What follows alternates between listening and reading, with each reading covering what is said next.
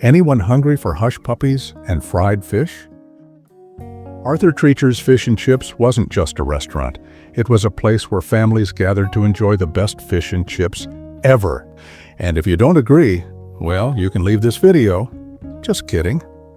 Today, we're opening the door to memories as we look back at the rise and legacy of this iconic fast food chain and understand why it now lives only in our memories. Imagine it's the 1970s and you're walking into this beloved restaurant on a Friday during Lent when fish and chips were a big hit. Families laughed and chatted at the tables while long lines of people formed around the building, excited to get their food. This was a common sight back then. Now let's unwrap the stories to see how this once beloved restaurant from the 1970s faced changes and challenges that led to it becoming almost forgotten. From its peak to its decline, the story of Arthur Treacher's Fish and Chips is fascinating. Get ready to find out what really happened to one of America's once favorite fast food chains. And if you're wondering where you can still find this restaurant, stick around because there's a surprise waiting for you in this video. Ready? To understand how Arthur Treacher's Fish and Chips became so popular with Americans, we need to go back to the late 1960s. The chain was started in 1969 by a group of business people, including Dave Thomas. Yes, the same guy who later founded Wendy's. At that time, people in the U.S. were really interested in trying foods from other countries, so bringing the British tradition of crispy fried fish and fries seemed like a great idea. While you could find burgers everywhere, like at McDonald's or Burger Chef, Arthur Treacher's stood out by offering something different. In 1969, in the heart of Columbus, Ohio, the brand was born, promising to deliver a taste of British tradition to American diners. But behind the iconic name lay an intriguing twist and a strategic move. Arthur Treacher, a real-life English character actor, wasn't the owner, but served as the charismatic face of the brand. With his distinguished persona, Treacher became the spokesperson, adding authenticity to the restaurant's mission. Known for his roles as a butler in classic Hollywood films, the actor symbolized British culture for many Americans. His name on every location lent the brand a sense of tradition and charm, even as a fast food chain. Promising fresh, crispy battered fish and perfect fries, Arthur Treacher's set out on a mission to offer a unique taste among all the burgers and milkshakes. It wasn't just about the food, it was about creating a different experience with a touch of British charm. And let's be honest, the fish and chips were amazing. It was there, at the age of 5, that I discovered the magic of malt vinegar on food, and I still can't eat fish and chips without it.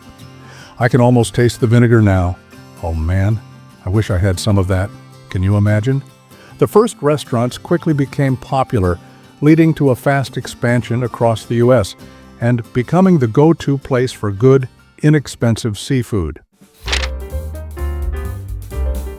In the 1970s, Arthur Treacher's Fish and Chips grew into more than just a place to eat. It offered a feeling of community and tradition. Walking into one of their restaurants felt like stepping into a bit of British culture, but with flavors Americans loved. Families lined up for the crispy, golden battered fish and the famous fries. TV commercials and catchy radio jingles helped spread the brand's charm, winning over customers across the country. At its best, the chain had more than 800 locations. Pretty impressive, right? The expansion was clear, and each new store promised the same quality and tradition. Fridays during Lent were especially busy, with high demand for fish dishes and long lines stretching around the block. Every dish had such a memorable flavor, perfectly golden battered fish and thick-cut fries. And the hush puppies? Oh, the hush puppies.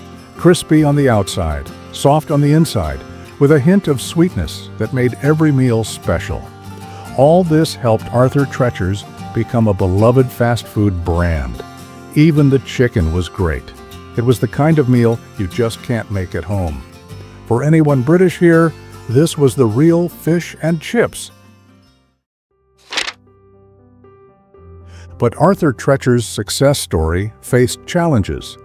By the late 70s and early 80s, rising costs of key ingredients like cod, the star of their menu, became a problem due to fishing regulations and limited supply.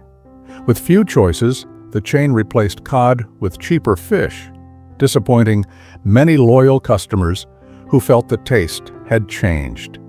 Another factor that contributed to the chain's decline was a drop in quality.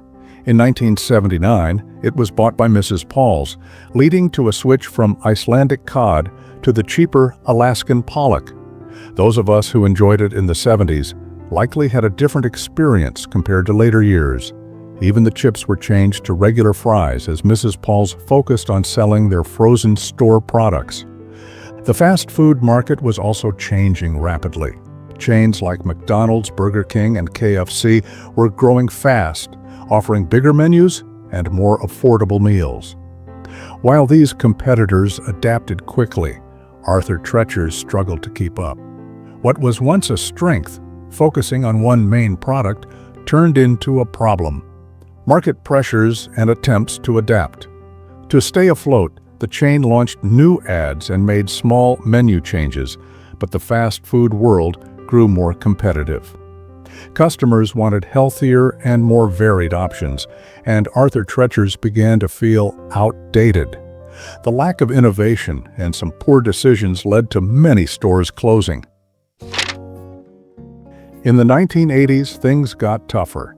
Import costs rose, and replacing cod with cheaper fish continued to hurt the brand's reputation. Customers noticed the dip in quality and looked elsewhere. Meanwhile, competitors became more efficient and creative with their food and marketing. Changing eating habits also became an issue. More Americans wanted healthy food and began avoiding fried dishes. Arthur Treacher's attempts to follow these trends seemed off and didn't really succeed compared to newer competitors. Reinvention attempts and leadership changes.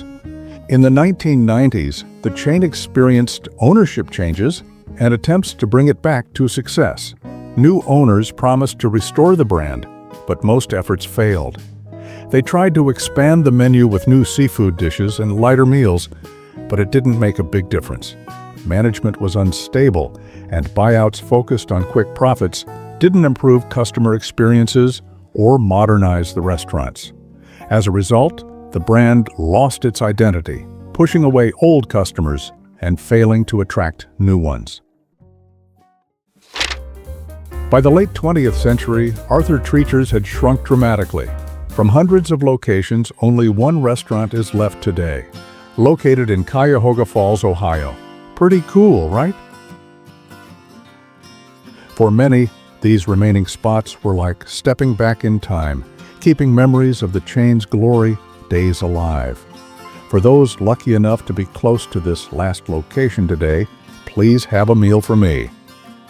I need to make a trip there soon. In my opinion, more people should visit and help keep this special place alive. But the future remained uncertain. Competition kept growing and challenges persisted. The chain struggled to keep its identity in a world that had changed drastically since its founding. Each store closure marked another chapter in the decline of a brand that once delighted generations with simple yet memorable meals. This story highlights how difficult it can be for businesses that fail to adapt. Despite efforts to stay relevant, the company couldn't overcome economic, cultural, and competitive challenges. Still, for those who remember its best days, it remains a nostalgic favorite. In the 1970s, when burgers dominated the fast food scene, think McDonald's and Burger Chef, this was the go-to spot for something different and special. Its famous fish and chips were crispy, tasty, and unforgettable. Looking back, the rise and fall of this chain serves as a reminder of how quickly things can change in business. From rapid growth and cultural icon status to a slow decline, it offers lessons about innovation, adaptation, and the risks of standing still in a fast-moving market. But for those who remember, who waited in line for that perfect fish and chips, who saw the expansion and fight to survive. Arthur Treacher's will never be just a name from the past. It symbolizes a moment, an experience that, even if mostly gone, still lives on in our memories.